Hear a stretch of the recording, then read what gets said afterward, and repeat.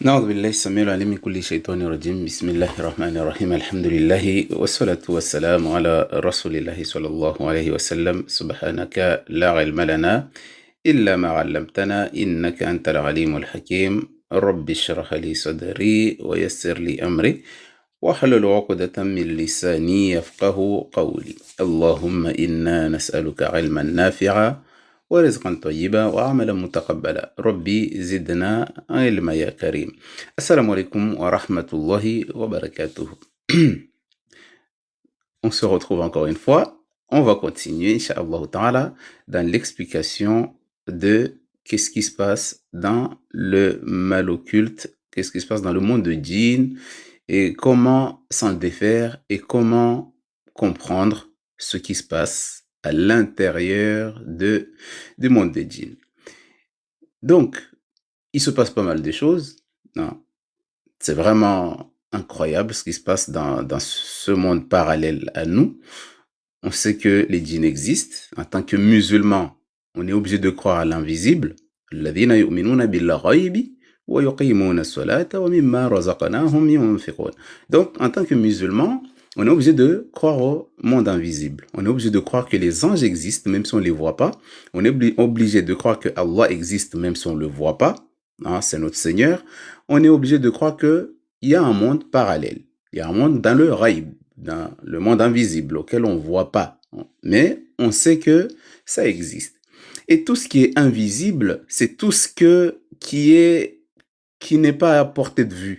Ça veut dire ce que tu vois pas, ça rentre dans l'invisible.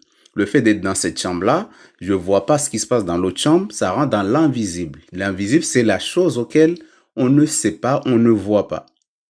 D'accord? Là, ça rentre dans l'invisible. Et dans ce monde invisible, on nous a enseigné beaucoup de choses. Hein. On nous a enseigné beaucoup de choses, on nous a enseigné pas mal d'histoires auxquelles on nous montre ce qu'il y a de bien et ce qu'il y a de mal. Hein, comme on a expliqué sur le direct passé, auquel Allah envoie des anges qu'on ne voit pas pour nous protéger. Devant nous, derrière nous, il y a des anges qui nous protègent. Heureusement qu'on a ces anges-là pour nous protéger.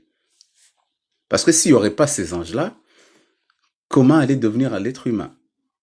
On aurait trouvé des êtres humains à moitié, on aurait trouvé des êtres humains à moitié mangés, on aurait trouvé des êtres humains très bizarres. Parce que les démons, eux, ils attendent qu'une seule chose.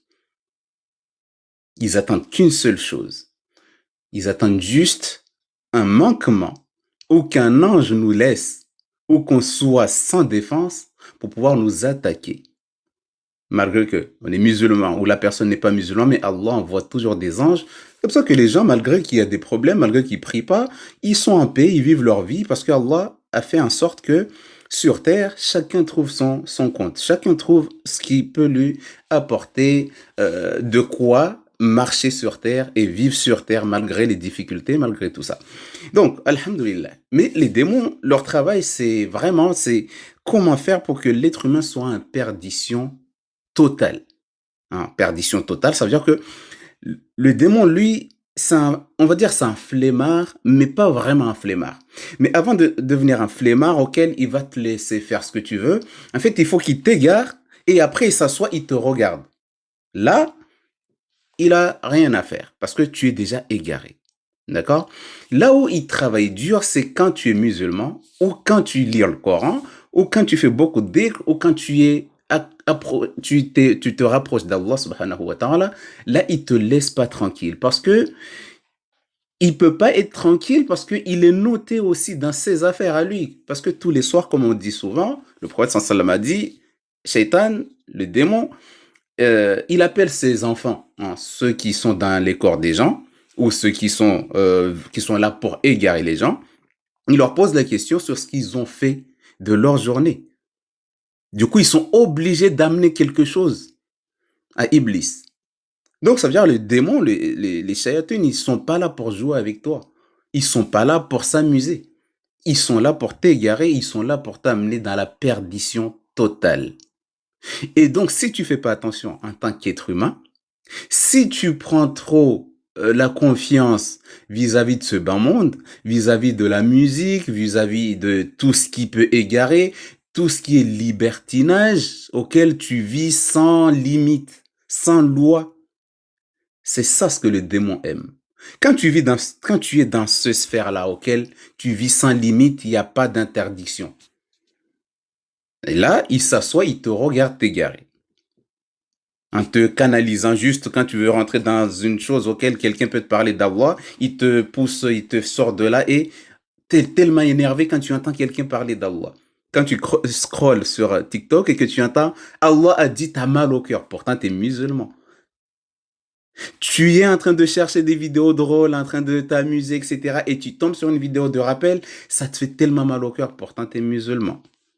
Donc, chaque fois que tu vas tomber sur une chose qui va te ramener vers Allah, ton cœur sera pas tranquille. Tu vas te sentir très mal et tu vas quitter tout ce qui est rappel. Il y a même des musulmans qui vont jusqu'à filtrer pour ne pas tomber sur du Coran quand ils scrollent sur les réseaux sociaux. Parce que quand ils tombent sur le Coran, ils sont obligés même malgré qu'ils ont mal au cœur, mais ils sont obligés d'attendre jusqu'à ce que le Coran se termine avant de quitter. Du coup, il y en a carrément qui le filtrent. Il ne faut pas qu'il y ait du Coran, il ne faut pas qu'il y ait un rappel parmi ces recherches. Bon, on nous a donné la liberté, mais personne ne le voit. Il n'y a que Allah qui voit. Et après, c'est la personne qui va venir pour faire la requête qui dit que la requête ne marche pas, ça ne fonctionne pas, alors qu'il fait le dhikr. Mais en fait, quand tu tombes sur Allah, ça te fait mal au cœur. Pourtant, tu veux que c'est Allah qui te guérit. Et donc, dans tout ça, l'être humain aime la liberté. D'accord? L'être humain aime la liberté. Il n'aime pas ce qui est loi, qui peut lui dire fais ça et ça ne le fait pas. Il aime bien faire ce qu'il veut et s'empêcher de faire ce que lui-même il veut pas. Pourtant, on sait tous que quand on est à l'école, il y a un règlement intérieur. Ne pas amener de téléphone, il faut pas que ton téléphone sonne en classe, il faut pas que tu déranges les autres, il faut pas que, etc. Il y a tous ces lois-là, il y a tous ces règlements-là auxquels on va signer, où les parents vont signer. Tu vas dans le travail, dans le monde du travail, tu vas trouver qu'il y a un règlement intérieur. Ok, là, il n'y a pas de pause jusqu'à midi. À midi, tu manges, etc. Tu reprends à telle heure, etc., etc. Et dès que tu rates ton heure de commencement, tu es en retard. Tu dois te justifier. Donc, en fait, partout, on respecte ces lois-là. Au travail, on a peur d'être licencié. Partout où on va, on a peur. Mais quand on est à l'extérieur et que ça concerne Allah, les gens aiment la liberté. Les gens aiment la liberté, ils n'aiment pas tout ce qui est Allah a dit ou le prophète a dit, ça c'est interdit, ça c'est haram, les gens n'aiment pas ça. En fait, ils aiment bien faire ce qu'ils veulent et s'empêcher de faire ce que eux-mêmes ne veulent pas. Mais ils n'aiment pas quand c'est Allah qui parle. Donc ça veut dire qu'il y a un manque de foi. Voilà. Et donc du coup, comme on nous a expliqué ce qui est que le monde invisible, on sait qu'il se passe des choses dans l'invisible. On sait qu'on nous voit, mais nous, on ne voit pas ce qui se passe dans l'invisible. Pourtant, on nous voit. Il y a des gens qui nous surveillent. Il y a des gens qui nous regardent. Il y a des gens qui sont avec nous 24 heures sur 24. Il y a des démons qui sont avec toi.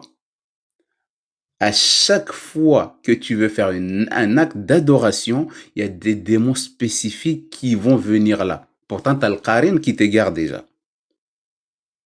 T'as le Karen qui t'égare, qui te suit, qui connaît tes secrets, etc. Et qui va donner des informations te concernant. Il va les donner au marabout, au charlatan, à toute personne qui joue dans le monde des djinns. Il va lui donner tes informations. T'as pas de secret en vrai.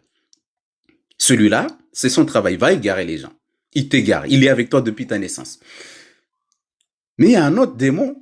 Celui-là, par contre, on l'entend pas trop. Il est discret. Il vient qu'au moment de l'adoration. Il vient qu'au moment de la prière. Il vient qu'au moment de la lecture du Coran. C'est pour ça que vous voyez que beaucoup de gens, pendant qu'ils vont faire la lecture du Coran, ils vont sentir des frissons. Ils vont avoir le sommeil qui les prend. Quand ils vont commencer à faire du dhikr, c'est là auquel il va y avoir les occupations. L'enfant qui tombe. À chaque fois qu'il y a l'acte d'adoration, il y a un démon spécial qui vient. Juste pour empêcher l'acte d'adoration ou la prière, empêcher ta prière et empêcher aussi ta concentration au niveau de la lecture du Coran. Vous allez entendre beaucoup de gens, Ils vont dire, ouais, à chaque fois que je prends le Coran, je m'endors. À chaque fois que j'ouvre le Coran, je m'endors. À chaque fois que je vais écouter une rokia, dès que ça commence, je m'endors. Mais en fait, les gens ne comprennent pas, mais comment ça se fait? Je peux être là, jouer avec mes enfants, être là, manger, être avec mon mari, on va parler, mais dès que je prends les écouteurs, je vais écouter une rokia, je m'endors tout de suite.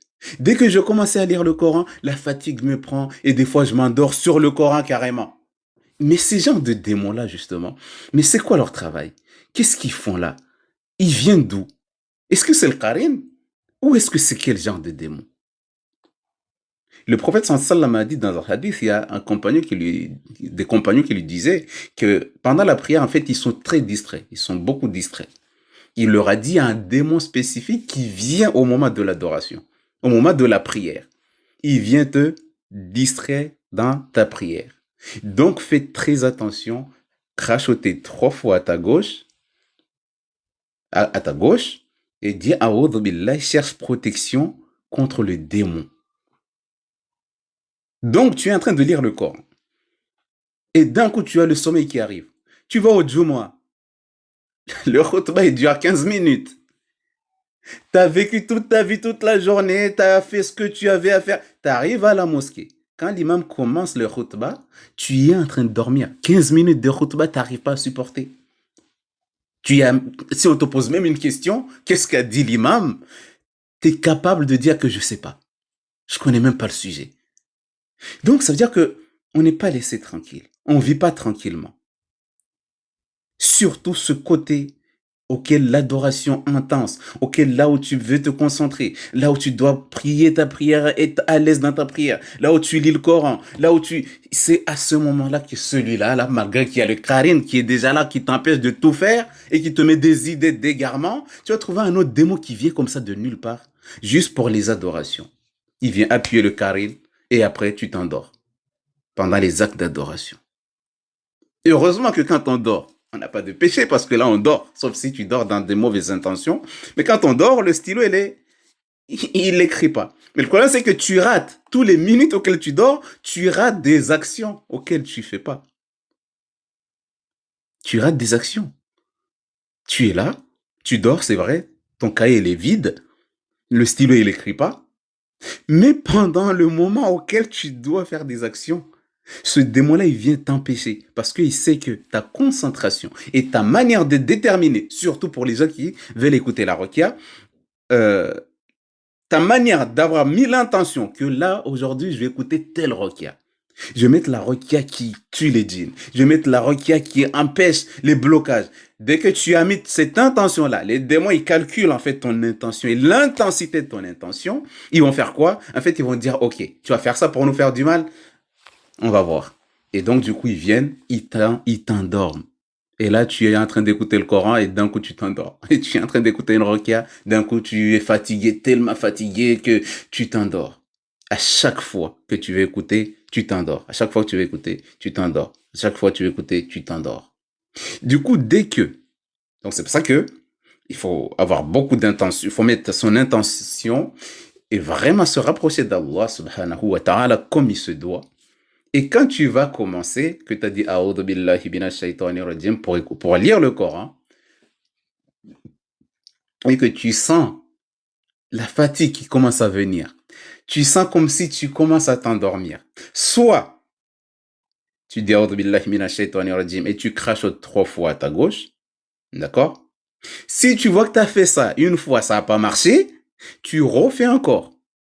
Ça n'a pas marché, tu refais parce que le prophète a dit la vérité, sallallahu alayhi wa sallam. Il a dit la vérité.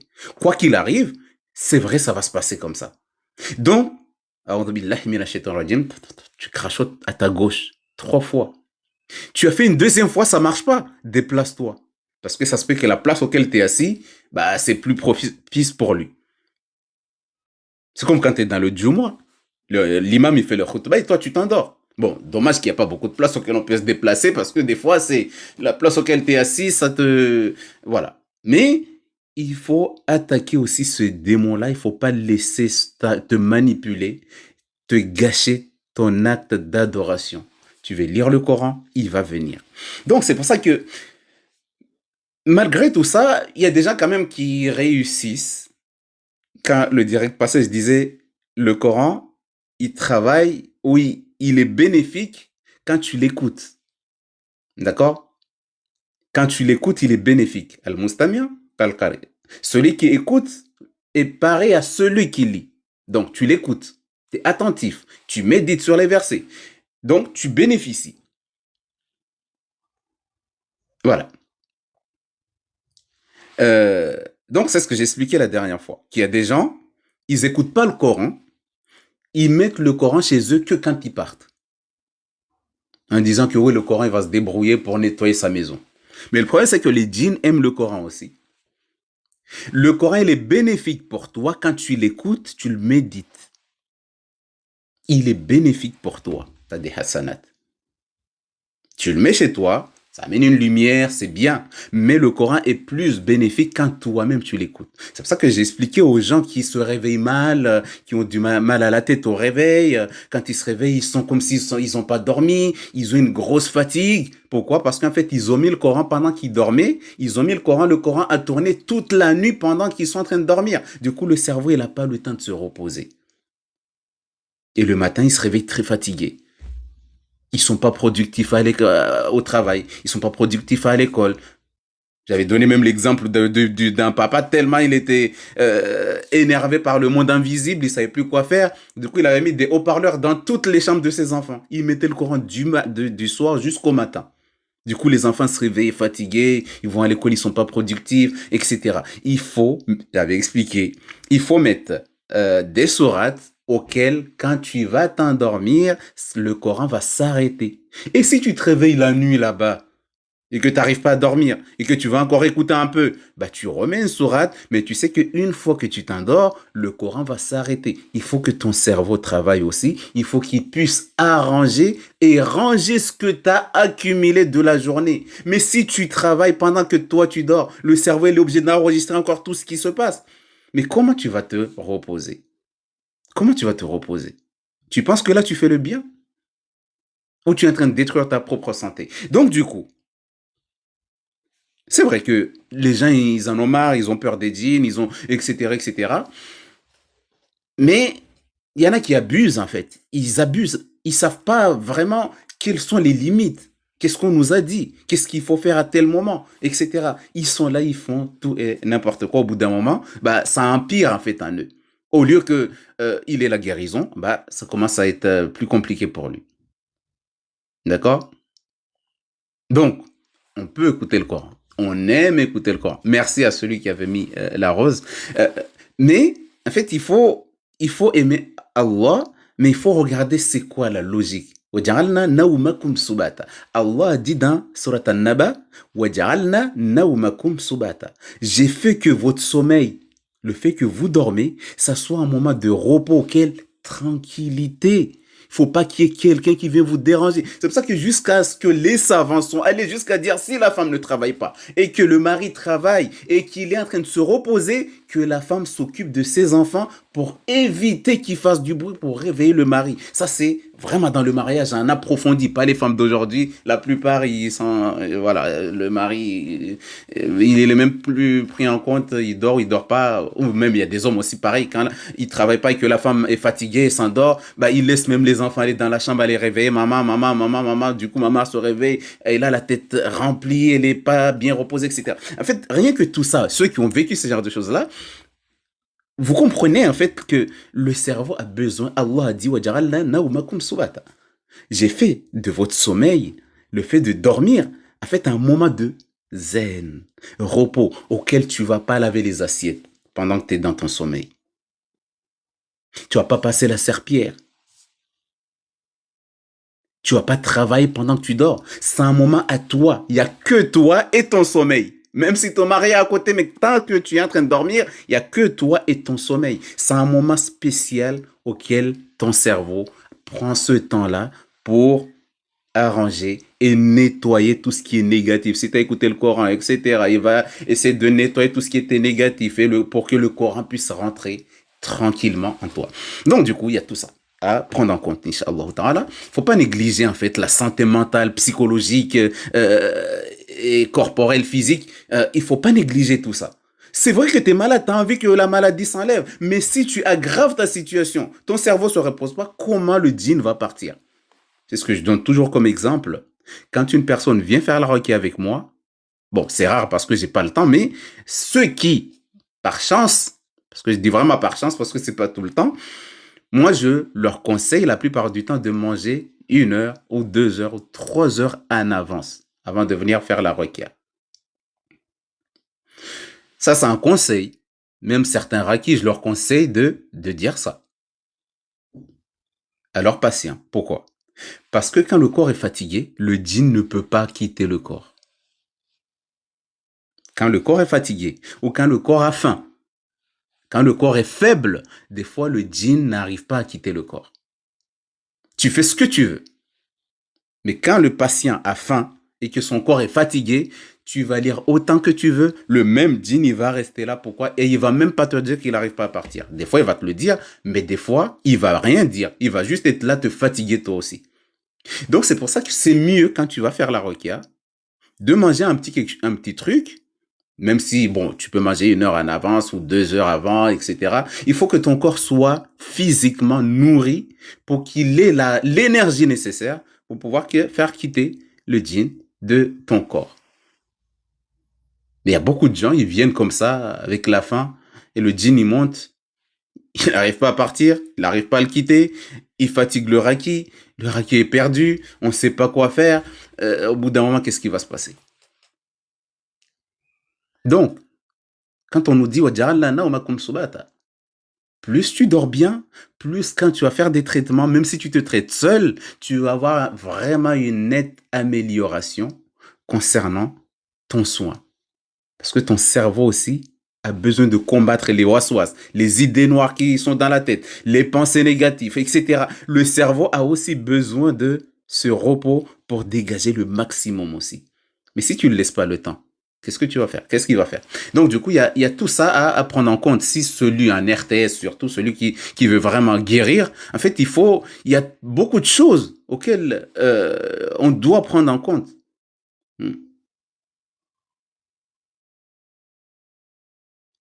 Ok, donc voilà, c'est comme elle qui dit qu'elle dort avec le Coran depuis des années et jusqu'à présent elle fait des insomnies. Pourtant, elle met le Coran parce qu'elle a peur justement d'avoir des insomnies et qu'il y a un djinn qui l'attaque. Regardez maintenant ce qui lui arrive. Elle a des insomnies. Pourquoi? Parce que au bout d'un moment, en fait, le cerveau s'habitue à pas dormir du tout. Et là, tu vas t'énerver sur tes enfants. Même si l'enfant, il l'a pas fait exprès ou il a fait. En fait, tu vas pas avoir la patience qu'il faut pour gérer parce que le cerveau il est tout le temps en ébullition à chaque fois il faut qu'il apprenne il écoute il enregistre etc donc du coup il faut faire très très attention à Swan j'ai fait un burn-out je suis sous tension donc du coup en fait il faut vraiment que tu te calmes quand c'est comme ça il faut vraiment vraiment chercher le calme parce que là quand c'est comme ça guérir de ça c'est compliqué après tu vas trouver le médecin il va te donner des antidépresseurs il va complètement te détruire en plus de ça avec les antidépresseurs qui ont des effets secondaires qui sont pareils que les effets secondaires d'un djinn et que les gens mélangent tout aussi. C'est compliqué dans tout ça. Voilà. Donc, comme je dit, bah, Satan est partout, même sur les écrans. Hein. Tu vas trouver qu'il y a le Coran en face, tu as l'application du Coran, mais il y a une femme qui est nue en bas de la publicité qui est juste là avec le Coran. Tu lis le Coran, mais en même temps, tu regardes aussi le péché, etc. En fait, il y a tellement de choses qui sont... Tu as l'impression que tu fais le bien, mais en fait, ce bien-là, il est rempli des fois de mal, mais on ne sait même pas. C'est pour ça qu'on a l'impression qu'on guérit pas. On a l'impression que Allah nous répond pas. On a l'impression que on est livré à nous-mêmes. Mais en fait, ça dépend de ce que tu fais. Tu fais une bonne action, mais derrière la bonne action, il y a aussi un péché qui est aussi en bas. Donc, il y a tous ces genres de choses-là qu'il faut prendre en compte. D'où le fait des applications du Coran, c'est très bien. Hein, mais comme eux aussi qui ont fait les applications, ils ont besoin aussi de vivre de leur application, bah, ils mettent des publicités, Donc, du coup, le mieux, c'est de prendre le Mus'haf et l'ouvrir et lire. Il n'y a rien qui va t'empêcher. Mais quand tu as le Coran dans ton téléphone, il y a plein de choses qui se rajoutent. Et c'est les applications connectées, ils sont obligés de mettre des publicités, des fois des publicités interdites. Pourtant, tu es en train de lire le Coran, mais tes yeux, en fait, ils regardent l'écran, mais en bas, il y a quelqu'un qui est nu, où il y a un voleur qui est en bas, où il y a des choses en fait interdites, où il y a voilà, il y a tous ces genres de choses-là. Donc, il faut vraiment celui qui veut se soigner, il faut qu'il se rapproche d'Allah. Mais quand on dit se rapprocher d'Allah, justement, c'est contrôler son environnement. Contrôler l'environnement, ça c'est très très très important. Donc c'est pour ça que vous voyez, il y a des gens, quand on leur a fait la ruqya, ou même pas, quand ils vont lire le Coran sur eux-mêmes, en fait, des fois, ils vont sentir des frissons qui vont les traverser. Ou des fois, quand ils vont prendre le Coran, ils vont sentir comme si ils sont paralysés. Ou quand ils vont commencer à écouter le Coran, en fait, ils vont sentir vraiment comme si c'est de l'eau qu'on verse sur eux, etc., etc. Bon, il peut y avoir le côté rochon, hein, ça y est, on le met pas de côté, ça aussi, c'est parce que ça peut rentrer dans ça. Un jour, il y avait un raki, à l'époque, le premier raki que j'avais rencontré à l'époque, parce que j'avais jamais fait la ruqya. Je savais même pas c'était quoi. Mais du jour au lendemain, Allah voulait me mettre dedans. J'ai trouvé je crois que c'est un Algérien, machallah, qu'Allah lui fasse miséricorde. Et il faisait la ruqya à quelqu'un de ma famille. Après, moi, j'étais là. Mais pendant qu'il lisait, en fait, je sentais comme si c'est de l'eau qu'on versait sur moi, comme ça, choix, choix, choix. Je dis, mais c'est quoi cette histoire? Qu'est-ce qui se passe? Après, je lui dis, bon, je pense que il faut que tu me fasses la ruqya parce que je sens des frissons. Il m'a dit, ouais, mais pour toi, t'as pas besoin de ruqya, t'as besoin, c'est du khushu'. Je dis, mais attends, je suis en train de galérer, j'ai des frissons. Et toi, tu me parles de khushu'. Khushu', c'est vrai, ça existe, mais là, moi, je pense que c'est pas khushu', là, c'est autre chose. Mais bon, il avait pas le temps, donc du coup, il est parti. Et, donc du coup, c'est vrai, il y a le khushu' qui rentre en jeu. Quand tu écoutes le Coran et que le Coran, il est tellement, masha'Allah, la personne qui lit, tellement ça te touche au fond de toi, t'as envie de pleurer, même bon, voilà, ça peut rentrer dans le khushu'. On peut avoir des frissons aussi. Mais les frissons qui sont bizarres, auxquels, quand tu les sens, des fois, ils sont énormes. Des fois, il y a des gens, c'est tellement dur. Il y a des fois, tu vas sentir qu'un côté qui va y avoir des frissons qui vont partir d'un côté où certains vont sentir comme si le pied est bloqué, etc. Bon, quand ça va dans ce sens-là, par contre, là, le khushu', on va pas dire ça, c'est le khushu'. On va se dire que là, il y a quand même un problème, quand même, hein. Donc, on va continuer à lire, hein, parce que tous ces genres de choses-là, quand tu écoutes le Coran et que tu lis le Coran, il y a certains djinns ou shayatines, en fait, qui s'en vont de toi quand tu écoutes le Coran. Du coup, tous les frissons que tu entends ou que tu sens pendant que tu lis le Coran, ça te montre que soit tu es atteint, et il y a beaucoup qui sont en train de partir. C'est pour ça que tu sens des frissons qui descendent comme ça. Mais quand tu entends monter comme ça, là, c'est que il faut voir un raki et voir ce qui se passe. Mais quand ça descend comme ça, c'est la plupart du temps le mauvais œil part. Il y a pas mal de choses en fait qui partent. C'est pour ça qu'on sent des choses qui descendent. Vous voyez? Donc du coup, des fois,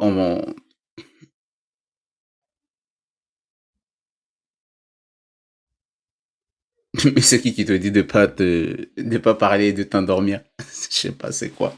Des fois, il y a tellement des choses, c'est vrai, qui sont pas très bons, mais on n'a pas le choix. Donc, quand tu lis le Coran et que tu sens des frissons qui te traversent, comme ça veut dire que le Coran, il est en train d'agir sur ton corps, dans ton corps. Et c'est en train de nettoyer des choses très négatives. Et plus tu sens les frissons, et plus ça montre en fait que tu étais vraiment atteint. Et plus les frissons sont intenses, ça montre que tu étais vraiment XXLement atteint. Et plus tu sens des douleurs pendant ces frissons, là par contre là c'est que tu es vraiment doublement atteint lourdement. Donc c'est pour ça que quand tu sens ça, ça montre en fait que ta lecture agit sur toi. Même si ça va prendre des années, des mois, parce qu'on ne guérit pas du jour au lendemain, surtout quand on se soigne seul. Des fois, en fait, ça peut prendre beaucoup plus de temps et beaucoup plus de patience, mais ça montre en fait que ta lecture agit sur toi. Et quand tu écoutes le Coran aussi, tu sens ces genres de frissons-là, etc., le cœur qui palpite, le cœur qui bat, etc., ça montre en fait que tu es atteint et que le Coran agit sur toi. Du coup, il ne faut pas lâcher. Ça ne veut pas dire que tu vas laisser le Coran toute la nuit, non. À chaque fois, tu es réveillé, Tu es parti aux toilettes, tu es revenu, et il te faut 15 minutes pour te rendormir pour certains. Il y en a, c'est 1 heure, il y en a, c'est 2 secondes, il y en a, c'est 1 seconde. Il suffit juste qu'ils montent sur le lit, ils s'endorment tout de suite, c'est pas la même chose. Donc, du coup, c'est genre selon le cas de chacun, le Coran agit sur toi. C'est pour ça que tu sens ces frissons-là qui te traversent. Tu vas voir qu'à chaque fois que tu vas tomber sur un verset qui parle de sorcellerie, là, tu vas sentir des palpitations très lourdes. Et là, tu peux même pas supporter des fois.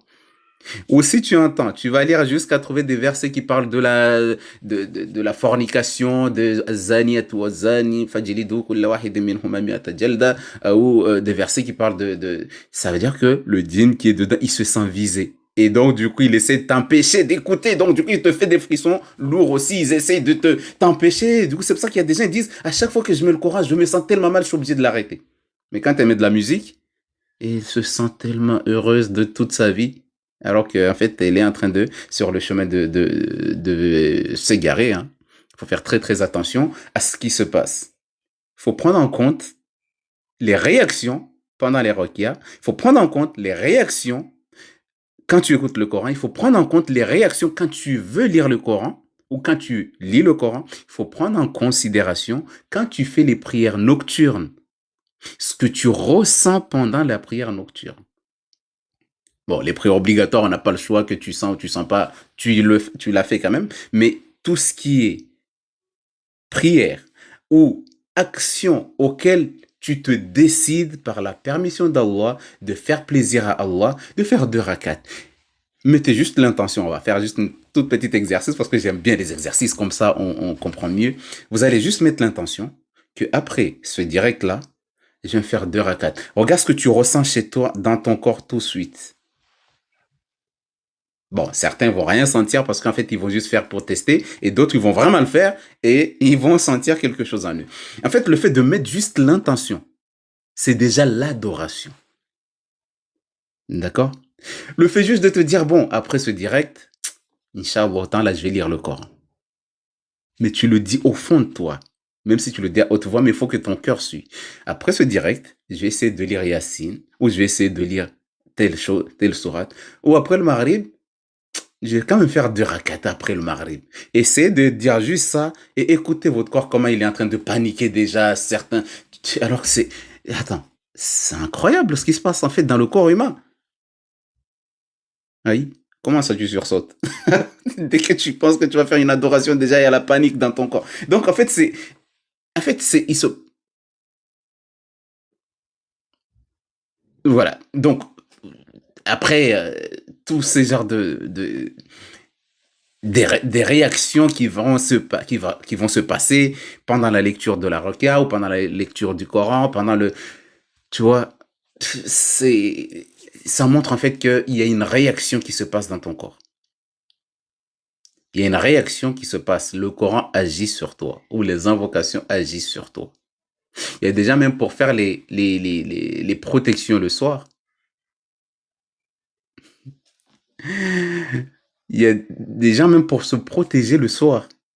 Juste faire les 3 coups comme ça, la personne s'endort plusieurs fois avant de terminer. Des fois, il ne sait même pas s'il a lu les 3 coups, lui, il a lu quel coup là. Il recommence, il s'endort. Il se réveille, il trouve toujours ses mains là, comme ça. Bon, ça m'est déjà arrivé plusieurs fois. C'est pour ça que je suis sûr de ce que je dis. Mais quand c'est comme ça, c'est que ce que tu es en train de faire là, ça fait vraiment du mal aux démons. Tu es là, tu essaies de lire les 3 coups la nuit parce que tu vas dormir, on t'a dit, il faut te protéger, donc tu essayes.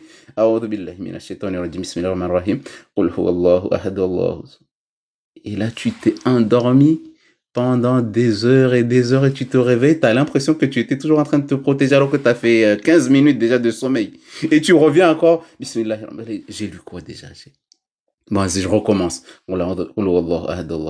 hop là, la personne s'endort. Il se réveille, il sait même plus où il en était. Bon, c'est la fatigue, peut-être. Allez, bismillah, il commence encore. Il se protège. Rien que le premier call, il le lit plus de 10 fois. Et il est même pas sûr qu'il a lu. Des fois, il se réveille le matin avec les mains comme ça. Et il sait pas s'il s'est protégé ou pas. Mais tout ça, c'est calculé. Tout ça, ils savent exactement comment t'empêcher d'atteindre quelque chose de très important. Parce que la protection, c'est vraiment la proximité auquel tu t'es dit dans le tawhid, au niveau de la croyance. Tu t'es dit, Allah a dit de me protéger et le reste, c'est pas à moi de gérer. En fait, ça veut dire que ta confiance quand tu te fais la protection, ça veut dire que quoi qu'il se passe, après ces 3 coups-là, je ne veux rien savoir, je n'y peux rien. Je donne mon entière confiance en Allah. Tu lis les coups, tu te protèges, même s'il y a des cauchemars, c'est pas mon problème. Même si on vient m'attaquer dans le rêve, c'est pas mon problème. Allah m'a dit de me protéger, je me suis protégé. Le reste, c'est lui. Donc, je m'inquiète pas pour ma protection. Puis les gens ils vont appeler, oui, Akiri, tu sais, je me suis protégé, j'ai lu Ayatul Kursi, j'ai lu Amana Rasoul, j'ai lu Yassine, j'ai lu Al-Mulk. Après, je me suis endormi, on m'a attaqué. C'est pas normal. Maintenant, j'ai décidé, je lis plus rien. Et quand je lis plus rien, rien m'attaque. Mais en fait, tu vois pas que là, tu vas à l'encontre de ce que Allah a conseillé et le prophète. Depuis que je me protège plus, je dors bien, je fais même pas de cauchemar. Mais attends-toi le jour auquel, ceux auxquels tu t'es pas protégé là, et tu es content aujourd'hui. Attends dans 2, 3 ans là, quand ils vont bien s'installer en toi. C'est là auquel tu vas vouloir te protéger, mais ça va pas marcher, ou ça va pas, tu vas pas réussir à te protéger. Avec Allah, quand Allah te donne les protections, il faut les prendre en compte. Ce qui se passe après les protections, ça nous regarde plus. C'est l'épreuve d'Allah. Mais on va quand même se protéger, Inch'Allah ta'ala.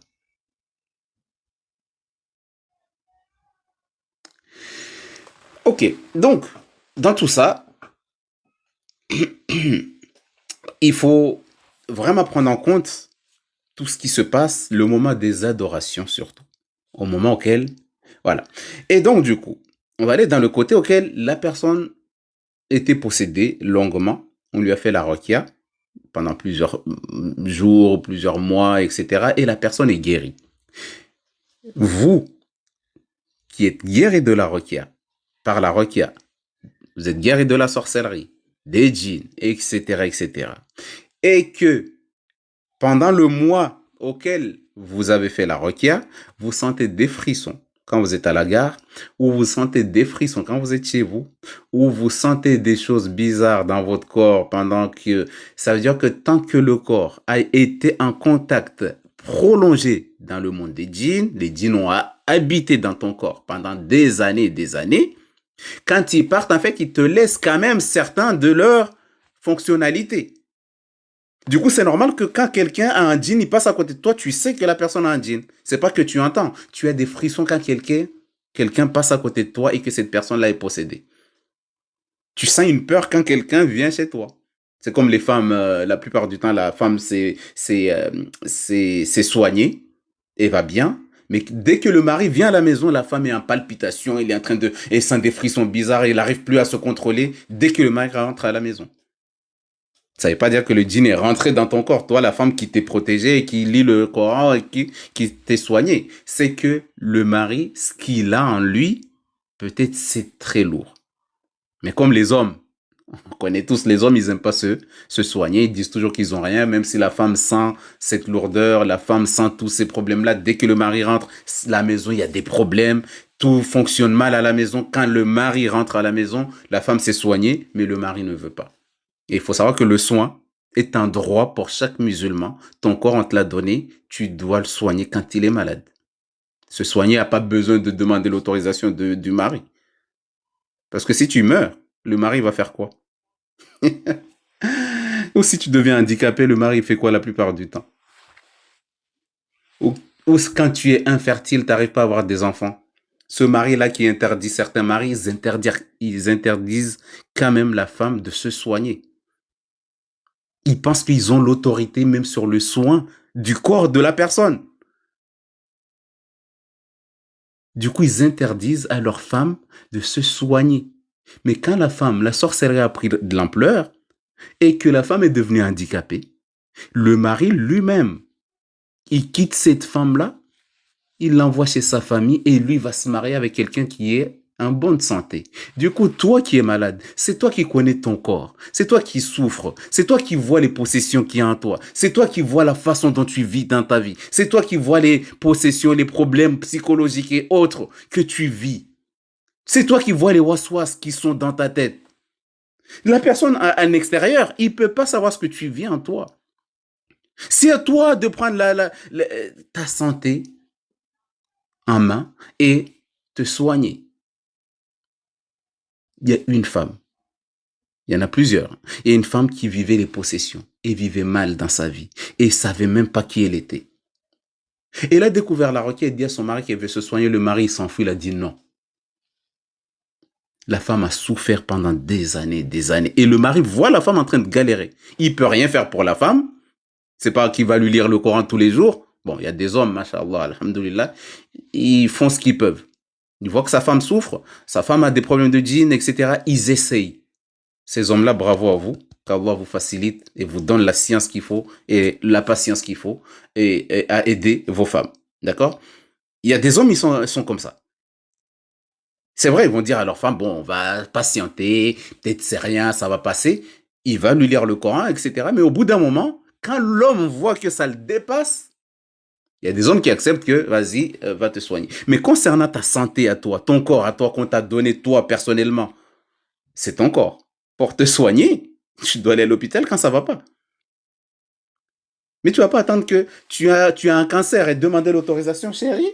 Est-ce que je dois aller voir le médecin pour le cancer? Et il te dit non, tu vas faire quoi? Tu vas garder le cancer? Et si tu meurs, tes enfants, qui va les garder? Lui va se marier. Il va se marier. Et qui va élever tes enfants? C'est la belle-mère.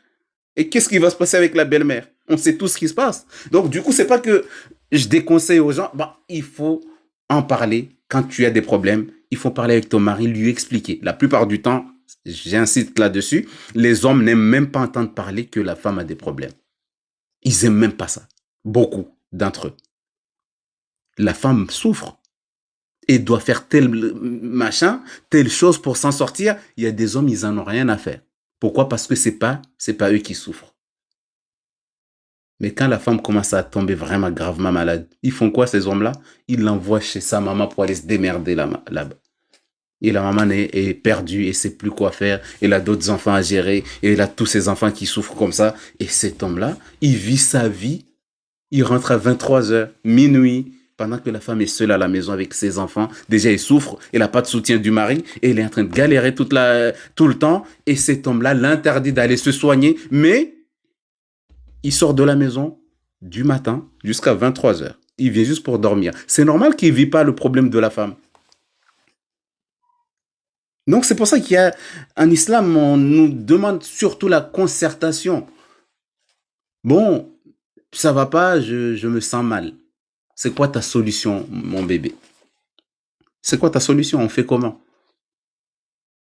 Mais le problème, c'est que les mariages d'aujourd'hui, on va pas rentrer dans ce sujet du mariage, mais les mariages d'aujourd'hui, c'est juste du profitage pour beaucoup. On profite de la santé de l'autre. Tant qu'il va bien, ça va. Il amène l'argent ou il fait le ménage, il fait à manger, le mari il vient, le manger est prêt. En fait, il n'y a pas ces discussions auxquelles on va essayer de parler de la journée, qu'est-ce qui s'est passé avec les enfants. En fait, c'est rare de trouver des gens qui s'assoient pour parler au moins de ce qui s'est passé de la journée de la femme. Ou tu vas trouver que la femme, dès que le mari rentre, la femme est déjà énervée, alors qu'on ne sait même pas pourquoi elle est déjà énervée. Le mari, il fait de la maçonnerie toute la journée. Il souffre toute la journée là-bas. Il vient à la maison, la femme, dès qu'il sent que la voiture du mari est garée là, la femme est déjà énervée. Elle n'a pas fait à manger déjà, même si elle est partie aussi au travail, mais elle est venue plus tôt que le mari. Et elle est déjà énervée. Le mari rentre, il passe le salam, wa alaykoum salam, il n'y a plus de discussion. Comment on va savoir les problèmes des autres? Du coup, c'est dans tout ça, ça crée en fait des brèches auxquelles les sorcelleries, en fait, quand ils trouvent des gens comme ça, en fait, la sorcellerie, franchement, elle amène même les petits-enfants de la grand-mère du sorcier, de je sais pas qui, ils les, vas-y, travaillent. Parce que quoi, en fait, les gens créent l'opportunité à ce que les démons, les djinns, les shayatines y rentrent. On t'a dit la colère. Ça fait partie des braises auxquelles Satan va jeter sur chacun d'entre nous. Et si on n'arrive pas à maîtriser ça, chaque petit truc, on est déjà énervé. Bon, si tu es énervé parce que tu as envie que ton mari te chouchoute, parce que ça, bon, voilà, ça c'est un plaisir de couple. Mais quand c'est tout le temps auquel ça commence à devenir lourd, il faut que tu te poses des questions. Le mari est fâché, la femme est fâchée. Personne, chacun attend que ça soit l'autre qui vient. Vous allez attendre là pendant combien de temps? Vous pouvez encore attendre. Hein. Ils vont coucher ensemble, mais ils sont toujours énervés. Ils se parlent pas, mais ils couchent ensemble. Il y a un enfant qui vient au monde avec des gens énervés déjà. Et vous pensez que cet enfant-là, si vous n'avez pas dit l'invocation, cet enfant-là, là, que vous avez conçu là avec la colère, avec sans dire les invocations parce que vous êtes énervé, vous pensez que la vie vous appartient. Mais vous êtes garant de cet enfant-là. Demain, vous allez dire, oui, allô, tu peux faire la requête à mon enfant parce qu'il est devenu... Donc, on va profiter justement de ça pour faire une invocation pour... Il y a une maman qui m'a appelé hier ou avant-hier parce qu'elle est dépassée par son enfant. Et ne sait plus quoi faire. Mais quand elle m'a appelé, le problème, c'est que moi, je lui ai dit non. Parce qu'il voulait me déplacer, mais je lui ai dit non. Moi, je ne me déplace pas comme ça. Déjà, je n'ai pas le temps. Et pour que je me déplace, il faut que je sois sûr de ce qui se passe. C'est quoi, c'est quoi la cause ou pourquoi il y a eu ce cas-là. Mais je ne peux pas me déplacer parce que quelqu'un m'appelle. Oui, tu viens à la maison? Ou je viens faire quoi? Imagine, je viens là-bas, ce n'est pas un cas de djinn ou de sorcellerie. Tu m'as déplacé et tu vas me dire quoi à la fin? Tu vas appeler tous les autres personnes et tu leur dis, ouais, il est venu là, ça n'a rien fait. Et je lui ai donné mon argent, je suis même pas content de ce que je lui ai donné. J'ai mal au cœur quand je pense que je lui ai payé. Tu m'as déplacé. Tu m'as fait gâcher ma journée. Je viens chez toi. Mais le problème, c'est que je tombe sur un cas qui n'a rien à voir avec les djinns. Mais comme je suis là, je lis le Coran, je m'en vais. En sortant de là, regarde la façon dont les gens vont te salir, toi, Raki. Oh là là là là là là. Donc, c'est pour ça que je dis aux gens, même si tu n'as pas d'argent, tu n'as rien, tu n'as pas les moyens, vaut mieux venir toi. Je lis sur toi, tu n'as pas d'argent, tu n'as rien, tu n'as pas les moyens, c'est pas grave. D'accord? Mais me déplacer, venir jusqu'à chez toi, lire, faire ce qu'il y a à faire, etc. Et à la fin, tu trouves que ça n'a pas marché et venir dire aux gens qu'il est venu là, je ne suis pas content du tout. C'est pas moi qui guéris les gens. Et j'oblige même pas les gens à se soigner avec moi. C'est même pas une obligation de se soigner avec un raki. C'est pas une obligation. C'est juste qu'on se rend service. Tu souffres, j'ai une connaissance dans ça, Allah m'a donné la science de soigner les gens. Ok, pas de souci. Allez, bismillah. Je te fais la requia. On s'entraide mutuellement. Donc, qu'Allah facilite en tout cas son enfant parce que elle m'appelle, après elle me dit que son enfant souffre beaucoup. Mais la souffrance, c'est pas physique. Et la souffrance, c'est une maman. Elle aime son enfant. Et c'est un ado. Il va pas à l'école, il est à la maison. Et le problème, c'est que la maman, elle a déjà fait la requête. Et sait ce que c'est la requête. Et quand elle a vu que son enfant ne lui parle pas du tout, et quand il voit sa maman, il se cache les yeux pour ne pas voir sa maman. Bon, c'est vrai. Quand on regarde comme ça l'action, on va se dire, il y a une sorcellerie là. Ton enfant souffre de djinn. Hein? Il souffre de djinn. Le premier diagnostic, ça va aller dans ce sens-là. Mais pour moi, le diagnostic, c'est pas ça. Moi, mon diagnostic, il est pas basé que sur... Non. J'ai dit à sa maman, moi, si tu veux que je me déplace, il faut que je connaisse l'historique de cet enfant-là. Est-ce qu'il a déjà fait la requia? Et qu'est-ce qui te fait dire que c'est des djinns qui le font se cacher quand il te voit, il ne veut pas te voir, ni t'entendre? Si j'ai pas ça, je me déplace là-bas et que c'est pas des djinns, ni sorcellerie, je pars de là-bas, qu'est-ce que tu vas dire après? Qu'est-ce qui va se passer? Du coup, j'aimerais comprendre l'historique. Et après, elle me dit, oui, il y a eu des raquets qui sont venus, ou il y a un raquet qui est venu lire plusieurs fois, je sais pas, plusieurs fois, mais il n'y a rien qui a changé. Et quand elle appelle ce raki-là, le raki, je lui ai dit, tu vas voir que si tu appelles ce Raki-là, il te répondra plus. Tu vois? C'est pas de la voyance non plus, c'est parce que voilà, on sait que c'est quoi le cas auquel un Raki peut se déplacer ou c'est quoi le cas qui parle des djinns ou de sorcellerie. Je lui ai juste dit que tu vas voir que ce Raki-là, si tu le rappelles, il viendra plus. Après, il me dit, ouais, mais ce Raki-là, il vient plus. Je lui ai dit, tu sais pourquoi le Raki, il vient plus?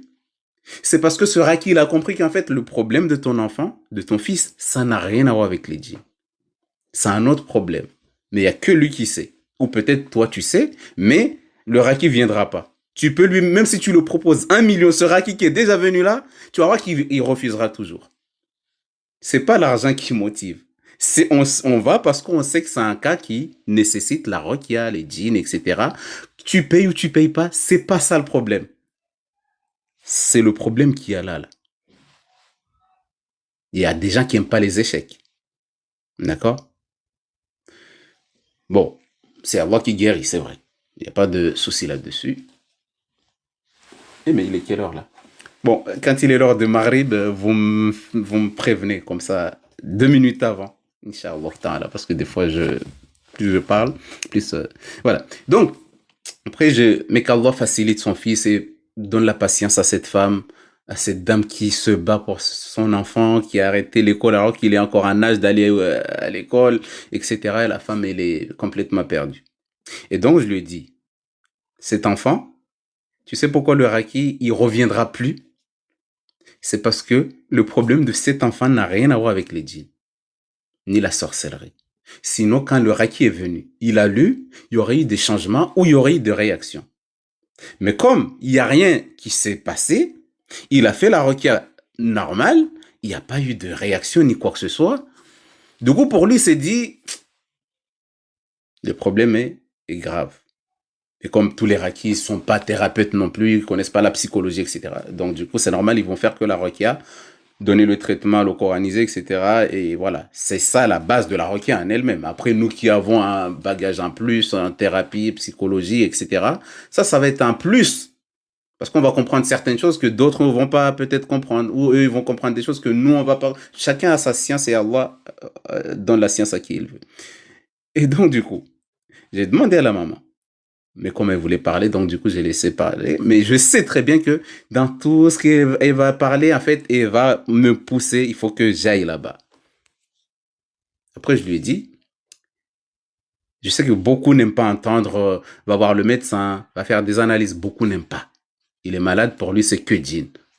Pas de médecin, pas de... Non, il a déjà été, il y en a même qui mentent, ils disent, ouais, je suis déjà allé voir le médecin, il a dit que j'ai rien. Alors que des fois, c'est du mensonge. Mais bon, on fait comment? La personne veut guérir, il pense qu'il n'y a que le Coran qui guérit. Et du coup, après, je lui ai dit que, en fait, à mon avis, ton enfant-là, je sais pas si je lui ai dit ça comme ça, mais en tout cas, je lui ai dit, cet enfant-là, ce jeune-là, il s'est passé quelque chose. Et cette chose-là, en fait, ça l'a tellement marqué dans sa tête, ça l'a tellement touché au fond de lui, et qui te prend pour fautif. Donc, va chercher, et si tu trouves, là, tu peux me dire. Elle a dit, ah oui, il y a eu le divorce, et c'était violent entre le papa et la maman. Divorce.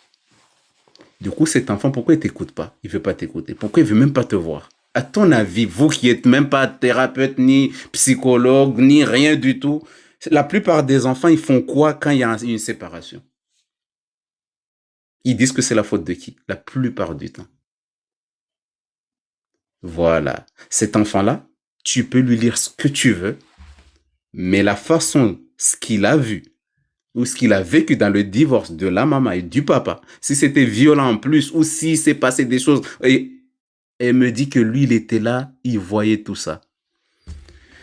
Je lui ai dit, bah là, ça explique pourquoi ce Raki-là, il reviendra plus. Même s'il il connaît pas tout ça, mais il sait que ça n'a rien à voir avec les djinns. Il viendra plus. Et même moi, je viendrai plus. Bon, je lui ai pas dit ça comme ça. Si elle m'écoute là, qu'elle me pardonne. Mais en tout cas, c'est pour expliquer à tout le monde qu'il y a certains cas auxquels, si au moins il parlait, voilà, on peut parler, faire une thérapie, parler un peu, évacuer un peu tout ce qu'il a vécu, ce qu'il a vu de ses parents, etc. Mais il parle pas du tout. Tu vas faire quoi là?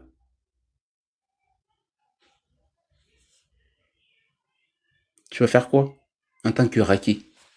Tu vas là, tu vas lire. Moi, ça m'est déjà arrivé. C'est pour ça, en fait, moi, c'est pas que j'aime pas me déplacer.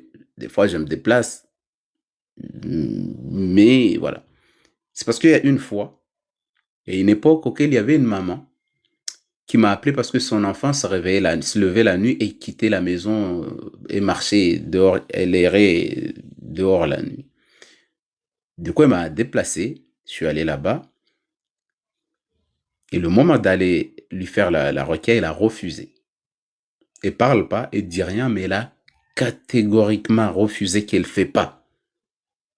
C'est une adolescente aussi. Donc, ça veut dire qu'elle a dans les 15, 16, 17, c'est qu'elle sait déjà ce qu'elle fait. Sa maman m'a dit, même les médecins, quand ils viennent, il y a que des... Elle parle pas. Elle mange et dit rien à sa maman. Du coup, sa maman, voilà, elle déplace un raki parce que ça va régler tous les machins. Du coup, j'arrive là. Et comme on m'avait déplacé que pour elle et qu'elle a refusé catégoriquement, comme j'étais déjà là, vas-y, elle veut pas s'asseoir pour faire la requête, elle était debout. Bon, j'ai fait quoi? J'ai jusqu'à Gian, là-bas, c'est un coin perdu, pas très très loin non plus, Gian. J'ai lu. J'ai lu debout comme ça. Mais moi, je sais très bien que la roquia, pour que tu guéris, il faut que il y a un consentement. Ton intention déjà est une moitié de guérison. Du coup, j'ai lu. Et quand j'ai vu que... après, j'ai dit à sa maman, bon, vu qu'elle veut pas, on a déjà lu, Allah a vu ton intention, tu voulais l'aider, elle veut pas. Du coup, là, j'étais obligé de lire sur la maman, sur les enfants, etc., vu que j'étais déjà là. Je suis allé à bas du soir, après, j'ai fait le matin, j'ai fait sur l'enfant, la maman et les enfants qui étaient là, au moins. Ils se sont sentis bien. Alhamdulillah, Rabbil Alamin. Et l'autre, c'est les invocations, quand c'est comme ça. Donc, on peut pas obliger quelqu'un. Des fois, on peut pas, c'est vrai, on n'a pas le choix. Comme là, tu lis quand même. Mais le mieux, si l'enfant est conscient ou la personne est consciente, tu peux pas faire la... Parce que je disais à celle-là, celui-là, là, sa maman me disait que est-ce qu'on peut faire la requête en cachette ou lui faire des trucs en cachette. J'ai dit, les sorciers, ils font ça en cachette. Nous, le Coran, on ne peut pas copier ce que font les sorciers et les charlatans. De lui faire un truc en cachette, ou lui lire en cachette, ou faire des... Beaucoup de gens disent oui. Bon, je pense que là, il est déjà l'heure, là. J'ai même pas eu le temps de répondre à certaines personnes. Mais on aura peut-être, Inch'Allah, peut-être une autre fois le temps de continuer dans tout ça. Mais en tout cas, dans tout ce ce qu'il faut retenir, c'est surtout quand vous sentez les frissons pendant que vous touchez le Coran, pendant que vous écoutez le Coran, pendant que vous lisez le Coran, pendant que vous avez ouvert le Coran. Tout ce que il faut prendre en compte, toutes les réactions que vous sentez en vous. Et donc, c'est de là auquel on a parlé de ces chayatines-là qui viennent pendant la prière, qui viennent te distraire. Quand tu dis Allahu Akbar, il est déjà là, il te fait penser au chien noir que tu as vu quand tu venais à la mosquée. Quand tu passais, la personne ne voulait pas te céder le passage dans ta prière. En fait, il te ramène tous les dernières images surtout que tu as eues. Et des fois, il va te ramener les images quand ta grand-mère était petite. Bon. Mais c'est incroyable ce qui se passe dans la prière. Des fois, tu as caché de l'argent que toi-même, tu sais pas c'est où. Bah donc, dans la prière, c'est là auquel tu vas savoir exactement le code de ton téléphone que tu as oublié. Parce qu'on t'amène toutes les choses auxquelles tu avais besoin dans la vie quotidienne, mais tu n'arrivais pas à les trouver. On te les amène pendant la prière. Et quand ça vient en toi, tu es tellement content, tu as tellement hâte que la prière se termine pour aller remettre le code parce que, enfin, je me souviens de mon code. Et tu es distrait dans ta prière. Du coup, ces démons-là qui viennent dans des moments spécifiques, pendant que tu fais la prière, ou dans les moments auxquels tu lis le Coran, ou tu écoutes les requêtes, ils te font t'endormir. À peine la requête a commencé, tu t'endors déjà. Moi, je vois, il y a des rakis, il dit au patient de s'allonger pendant qu'il lise. Pendant qu'il lit, le patient est en train de ronfler, tu fais comment? Donc, donc des fois, il y a beaucoup de choses que... voilà. Ok, donc du coup, il faut demander pardon, il faut demander protection à Allah subhanahu wa ta'ala, il crachoter 3 fois. côté gauche et essaie de te reconcentrer sur ta lecture de Coran ou dans ta prière. Si tu vois que ça va pas, tu refais la même chose. Tu crachotes 2-3 fois à ta gauche, tu continues. À chaque fois tu sens que il revient en masse, tu refais la même chose et tu continues. Plus tu fais ça, plus tu vois que ta concentration, tellement ta peur qui revient, que tu vas tellement te concentrer et à chaque fois qu'il te dépasse, tu refais la même chose. Inch'Allah ta'ala, tu verras que tu seras zen dans ta prière, tu seras zen dans tes adorations, Inch'Allah ta'ala. Mais tout ce qui est frisson que tu sens, etc., il faut continuer le dhikr, il faut continuer la lecture. Parce que plus tu lis le Coran, plus tu sens des frissons, ça veut dire qu'il y a beaucoup de choses qui s'enlèvent de toi. C'est pour ça qu'on les entend, ça descend comme ça la plupart du temps. Et au bout d'un moment, tu te sens bien. Merci Mariam Bama. Il est l'heure de prier. Donc on se verra une autre fois, Inch'Allah. Mais en tout cas, tous ces vidéos-là que je fais ici, ils sont je les télécharge et je les mets tous sur YouTube. Pour ceux qui ont raté des choses ou qui ont raté certaines parties, vous inquiétez pas, ils sont là-bas entières, les vidéos, 1 heure, 2 heures, etc. Et vous pouvez aller dans la Roquia Akirij sur YouTube et aller visionner ce que vous avez manqué, Inch'Allah ta'ala. La prière se fait en français. Non, la prière se fait en arabe. On ne la fait pas en français ni en une autre langue. D'accord? Les invocations, c'est autre chose, mais surtout la prière se fait en arabe.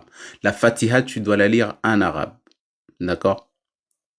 Si tu connais pas, voilà, mais il faut apprendre. D'accord? Parce que même si tu connais rien de l'islam, mais tu es musulman, tu dois prier même si tu dis rien. D'accord? Donc, la prière, on l'a fait en arabe, Inch'Allah ta'ala. Ok? Allez, subhanak Allahumma wa bihamdika nashhadu an la ilaha illa anta nastaghfiruka wa natubu ilayk. سبحان ربك رب العزة عما يصفون وسلام على المرسلين والحمد لله رب العالمين. C'est quoi le Louban?